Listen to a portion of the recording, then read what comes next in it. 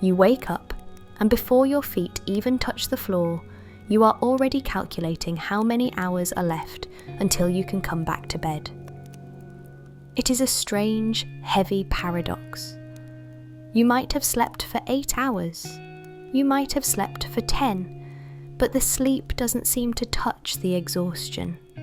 It sits deeper than your muscles, deeper than your bones. It feels like a weight in the center of your chest, a fog behind your eyes that no amount of coffee or cold showers can truly clear away. You go through your day, and on the surface, you are functional. Maybe you are even exceptional. You go to work, you answer the emails, you smile at the right times, you laugh at the jokes. To the outside world, you are reliable. You are the rock. You are the one who has it all together. But inside, you feel like you are moving through water. Every task, every conversation, every small decision feels like it requires a massive manual effort, like you are manually operating a machine that was supposed to run on autopilot. You have probably gone to the doctors. You have checked your iron levels, your thyroid, your vitamins, and maybe they found something small, or maybe they found nothing at all. They tell you to exercise more, to eat better, to practice sleep hygiene. And you nod and you try, but deep down you know that this tiredness isn't biological. It isn't about calories or REM cycles. If this resonates with you, I want you to take a deep breath and listen. You are not lazy. You are not unmotivated. And you are certainly not broken. You are suffering from a state of existence known as emotional depletion.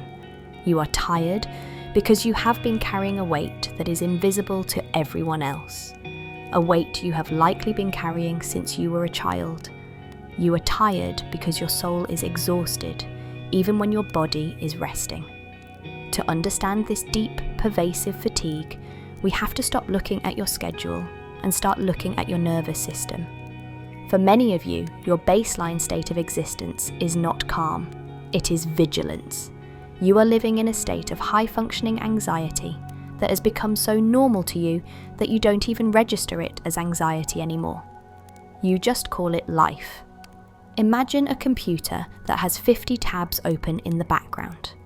On the screen, you are only looking at one document. But the processor is running hot, the fan is spinning at maximum speed, and the battery is draining twice as fast as it should. That is your brain. You are constantly processing micro signals from your environment. You are tracking the moods of the people around you. You are anticipating problems before they happen. You are replaying conversations from yesterday and rehearsing conversations for tomorrow. You are doing the emotional labour of 10 people, all while sitting perfectly still. This hypervigilance usually starts young. It is the hallmark of the child who had to grow up too fast. Perhaps you were the good child, the one who never caused trouble, the one who was praised for being low maintenance.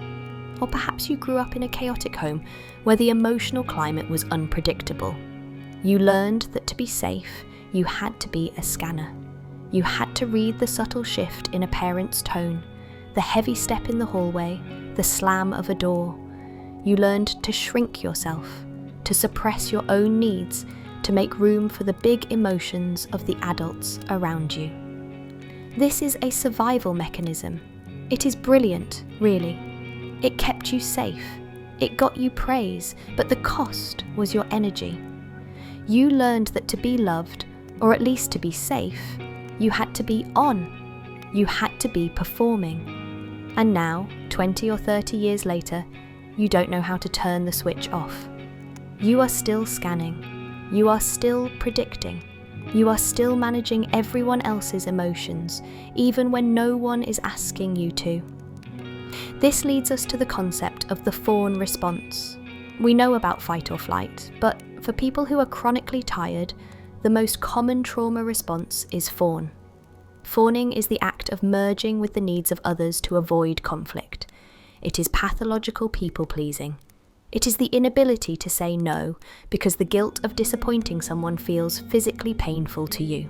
Think about how much energy it takes to be a people-pleaser. You are constantly editing your true self.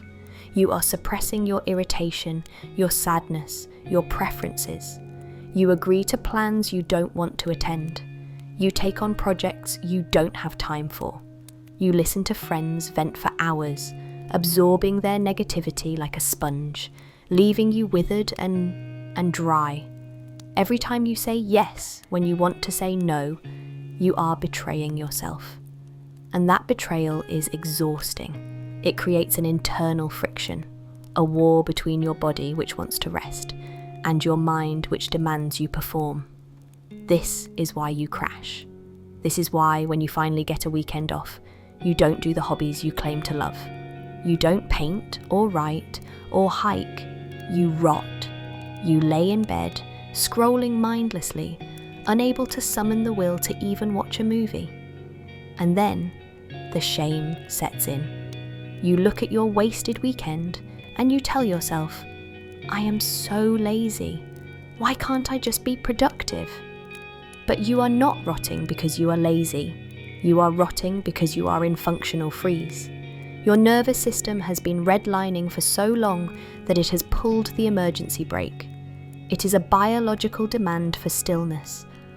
Your body is screaming at you that it cannot process one more input, one more decision, one more expectation. And let's talk about that expectation. The tyranny of potential. Many of you who feel this exhaustion are high achievers. You are perfectionists. You have a cruel taskmaster living in your head who is never satisfied. No matter how much you do, the voice says, you should be doing more. You finish a massive project at work, and instead of feeling proud, you feel relief that you didn't fail. Followed immediately by dread for the next task. You treat your energy like a limitless resource, and you treat your rest like a reward that must be earned. But because the to-do list is never done, you never feel like you have earned the right to stop. So when you do rest, it is not restorative. It is anxious rest. You are lying on the couch, but your mind is running through the things you should be doing. You are guilty about resting, which defeats the purpose of resting. You are physically inactive, but mentally you are still running the marathon. This is coupled with the modern tragedy of decision fatigue. We live in a world that demands thousands of micro decisions from us every day. What to eat, what to wear, what to watch, which email to answer, which notification to clear. For the hypervigilant person, every decision feels high stakes. You are terrified of making the wrong choice. You overanalyze everything. This leads to a state known as analysis paralysis, where the simple act of choosing what to have for dinner feels like climbing a mountain. Your brain burns glucose for every decision, and by 6 p.m. your tank is empty. You are not just tired of doing, you are tired of choosing. There is also a deeper, more philosophical layer to this exhaustion. It is the exhaustion of being inauthentic. When you spend your life wearing a mask, creating a curated version of yourself that is palatable to the world, you are carrying a dead weight. It takes an immense amount of caloric and emotional energy to repress your shadow self. The parts of you that are angry or messy or needy or selfish. You are holding a beach ball underwater. It takes constant, active pressure to keep it submerged. If you let go for even a second, the truth might pop up. So you stay tense. You stay tired. You might also be lonely. Not the loneliness of being alone, but the loneliness of being unknown. You can be surrounded by people. You can be the life of the party, and still be exhausted by the isolation of no one knowing what is actually happening inside your head. You give so much to others. You play the therapist, the helper, the saviour. But who holds you? Who asks you how you are and actually waits for the real answer? The effort of constantly projecting strength when you feel fragile is perhaps the most draining thing a human being can do. So, what happens when we try to fix this? Usually, we try to force it. We drink more caffeine. We buy planners. We try to hack our way into productivity. But you cannot productivity hack your way out of burnout. You cannot medicate a spiritual crisis. The body keeps the score, and right now your body is winning. It is shutting you down because it loves you. It is forcing you to stop because you refuse to do it voluntarily. The path out of this deep exhaustion is not about adding more energy.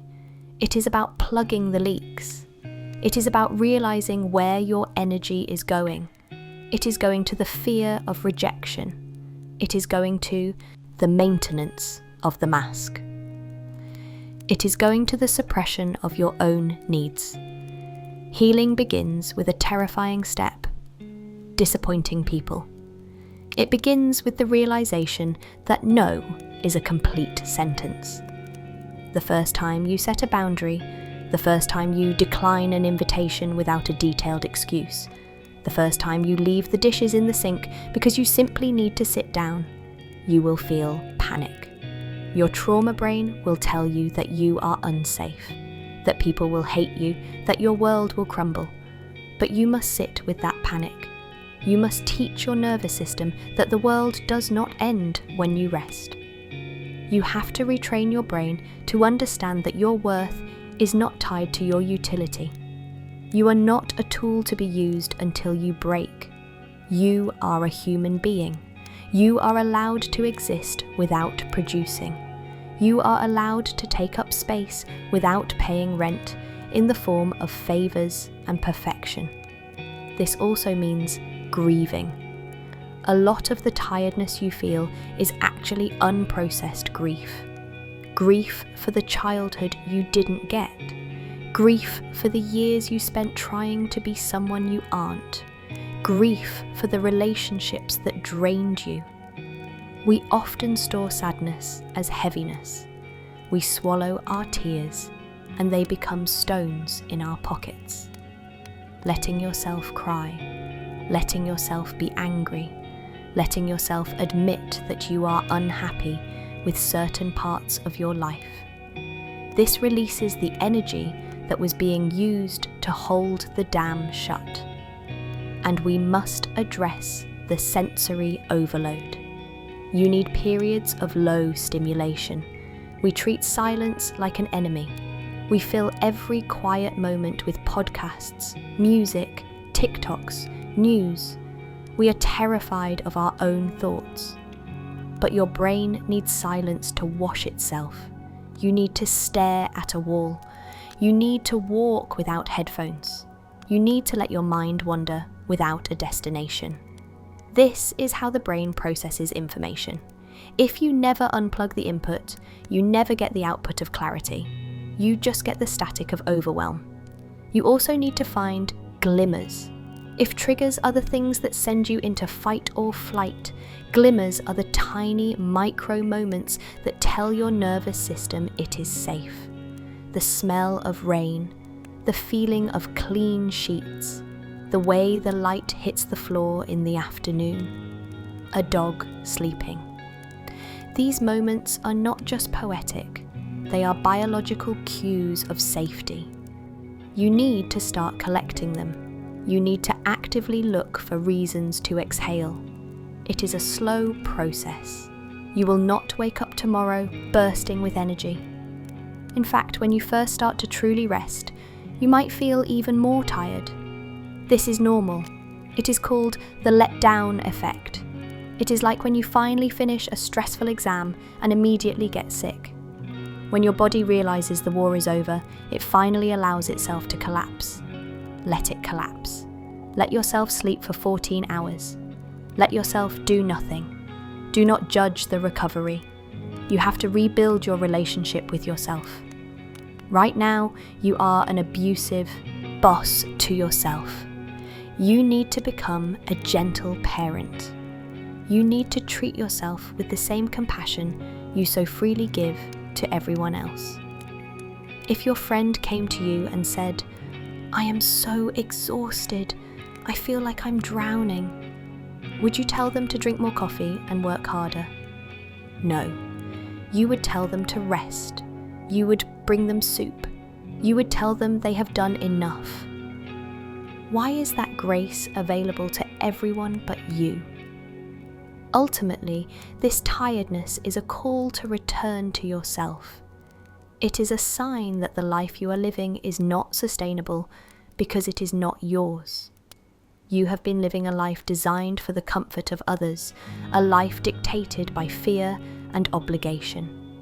The exhaustion is your soul's way of going on strike. It is saying, "I will not take another step in the wrong direction." So listen to it. Stop fighting the fatigue and start asking it what it needs. Does it need solitude? Does it need creativity? Does it need nature? Does it need you to quit that job, or leave that relationship, or simply stop trying to control everything? You are allowed to be messy. You are allowed to be unproductive. You are allowed to be high maintenance if that means maintaining your own sanity. You have carried the weight of the world long enough.